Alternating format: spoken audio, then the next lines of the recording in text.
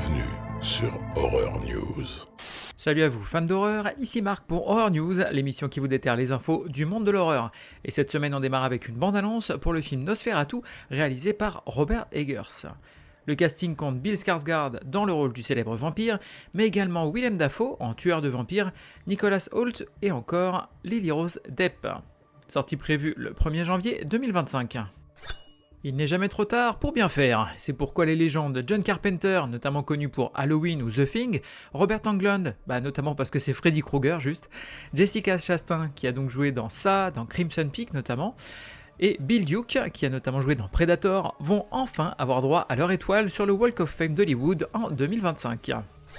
Les acteurs Devon Sawa, notamment connu pour Destination Finale, et Jordana Brewster, notamment connu pour Massacre à la tronçonneuse Le Commencement, rejoignent le casting du slasher de Saint-Valentin intitulé Heart Eyes, réalisé par Josh Ruben, notamment connu pour Scare Me. D'ailleurs je vous le conseille, il est très bien ce film. On y suivra deux collègues de travail pris pour un couple par un serial killer ne ciblant que les couples, le tout pendant la soirée de la Saint-Valentin. L'acteur Ryan Gosling devrait produire une comédie de zombies intitulée I Used to Eat Brains, Now I Eat Kale. Autrement dit, avant je mangeais des cerveaux, maintenant je mange du kale. Le film se voudrait post-apocalyptique et suivrait un monde dans lequel d'anciens zombies lutteraient pour réintégrer la société humaine. Une troisième saison pour la série Entretien avec un vampire est officiellement commandée par la chaîne américaine AMC. Il s'agit de la première série adaptée librement de l'œuvre d'Anne Rice, avec The Mayfair Witches, qui est en cours, et The Talamasca, qui vient d'être annoncé et qui devrait réunir cet univers. Une série centrée sur le célèbre tueur de vampires Abraham Van Helsing serait en développement par la chaîne CBS. Il s'agirait d'une histoire contemporaine se déroulant à New York et suivant le docteur Abraham Van Helsing dans ses enquêtes, accompagné de l'agent du FBI Mina Harker, qui est également son ex. L'actrice Sarah Michelle Gellar, notamment connue pour Buffy, rejoint le casting de la série préquelle de Dexter intitulée Dexter Original Sin, dans laquelle elle incarnerait le chef du CSI, Tanya Martin. On y suivrait un jeune Dexter terminant ses études et démarrant en tant que stagiaire dans la police scientifique de Miami, tout en démarrant son autre activité de tueur en série. Une bande-annonce pour le film de requin intitulé The Last Breath. On y suivra un groupe de plongeurs en expédition dans l'épave d'un bateau de la Seconde Guerre mondiale qui va s'avérer fréquenté par des requins moyennement amicaux. Sortie prévue le 26 juillet en VOD.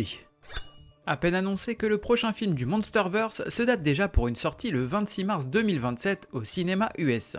Le film serait réalisé par Grant Sputor, notamment connu pour I Am Mother, et scénarisé par Dave Callaham, notamment connu pour Shang-Chi et la légende des 10 anneaux. Tina Romero, fille de George Romero, devrait faire ses débuts en tant que réalisatrice avec un film de zombies intitulé Queens of the Dead, qui devrait sortir en 2025. On y suivrait la tentative de survie d'un groupe de personnes lambda dans une boîte de nuit new-yorkaise au début du réveil des morts. James Wan et Jason Blum seraient en train de développer un spin-off à Megan intitulé Soulmate, réalisé par Kate Dolan, notamment connue pour Samhain. On y suivrait un veuf achetant un lovebot inoffensif doté d'une IA qui va se transformer en une âme sœur mortelle. Une série en 8 épisodes intitulée L'Institut, adaptée de l'œuvre de Stephen King, devrait voir le jour réalisée par Jack Bender, notamment connu pour Mr. Mercedes, avec les acteurs Ben Barnes, notamment connu pour Le Portrait de Dorian Gray, et Mary-Louise Parker, notamment connue pour Mr. Mercedes. On y suivrait le jeune Luke, 12 ans, se réveillant à l'Institut dans une chambre semblable à la sienne, sauf qu'elle n'a pas de fenêtre. L'Institut cache d'autres enfants, dotés comme lui de pouvoirs psychiques, mais pourquoi sont-ils là et pourquoi aucun ne cherche-t-il à s'enfuir ? Après des années à tenter de le développer, l'adaptation filmique du roman Marche ou crève de Stephen King devrait enfin voir le jour par les studios Lionsgate. On y suivrait l'épreuve annuelle américaine de la Longue Marche, 100 jeunes au départ et un seul à l'arrivée, après avoir vu mourir tous les autres concurrents n'ayant pas tenu la cadence. Quelle excellente journée pour un exorcisme. Côté cinéma, cette semaine, on devrait avoir We Are Zombie. Dans une ville infestée de zombies non cannibales, 3 feignants à la recherche d'argent facile, grâce au trafic de zombies, doivent combattre des petits truands et une méga corporation au dessein malfaisant pour sauver leur grand-mère kidnappée. Sortie prévue le 3 juillet, et j'espère pour vous que vous réussirez à trouver une salle qui le diffuse si vous voulez aller le voir. Côté VOD, DVD et Blu-ray, on va avoir Gonjiam Haunted Asylum chez ESC Distribution, en DVD et Blu-ray. L'équipe de tournage d'une web-série d'horreur se rend dans un asile abandonné pour une diffusion en direct. Le lieu dépasse leurs attentes alors qu'ils s'enfoncent plus profondément dans l'ancien bâtiment cauchemardesque. Sortie prévue le 3 juillet. Baghead chez ESC Distribution en DVD et Blu-ray. Une mystérieuse figure est capable d'invoquer les morts pendant un court laps de temps. Cependant, toute personne qui fait appel à son service doit payer le prix fort. Sortie prévue le 3 juillet. Demons to some, angels to others. Côté streaming, on va avoir cette semaine sur Amazon Prime Video, et là je vais vous les balancer en rafale parce qu'il y en a beaucoup trop. Jurassic World Fallen Kingdom, La Momie, Le Territoire des Loups, Misery, Carrie 1 et 2, Amityville, Evil Dead 3, Poltergeist 2 et 3, Massacre à la tronçonneuse 2, Le Retour des Morts Vivants, World War Z, Jeepers Creepers 2, The Dead Don't Die, Life Force, Les Clowns Tueurs Venus d'Ailleurs, From Beyond, La Part des Ténèbres, The Wolf of Snow Hollow et The Woods. Ensuite on aura cette semaine sur Tubi, toujours pareil, je vous les envoie en rafale, 47 Meters Down, American Psycho 1 et 2, tous les films de Chucky, The Cave et The Shallows.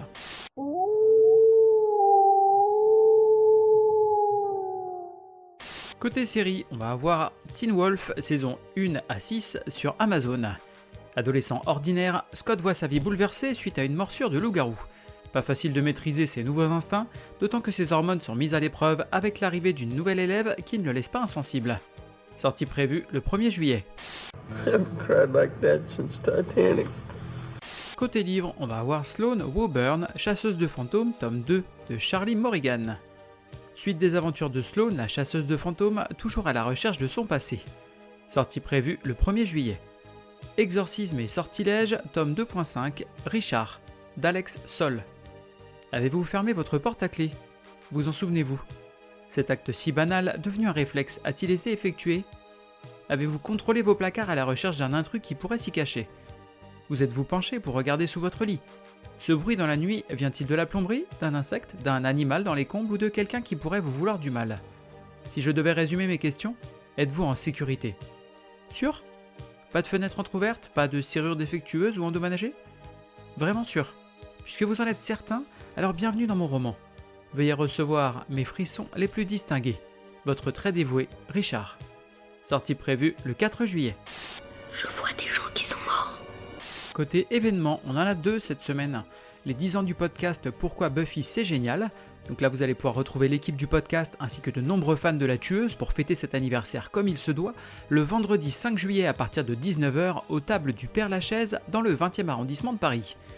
Et sorti de ça, on va avoir le NIF, le Neuchâtel International Fantastic Film Festival.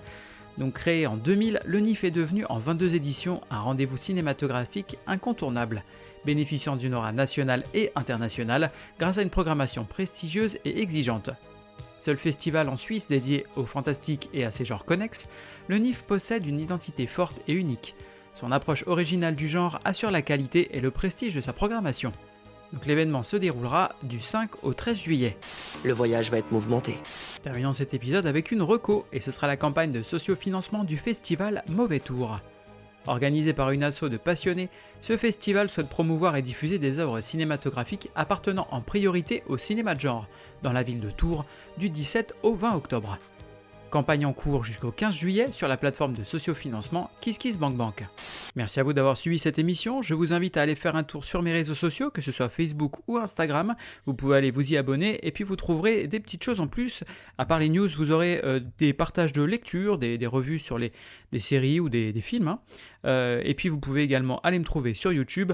Dans tous les cas, n'hésitez pas à vous abonner, à mettre une petite note sympa et éventuellement à le partager autour de vous. Il ne me reste plus qu'à vous souhaiter bonne semaine et bon frisson.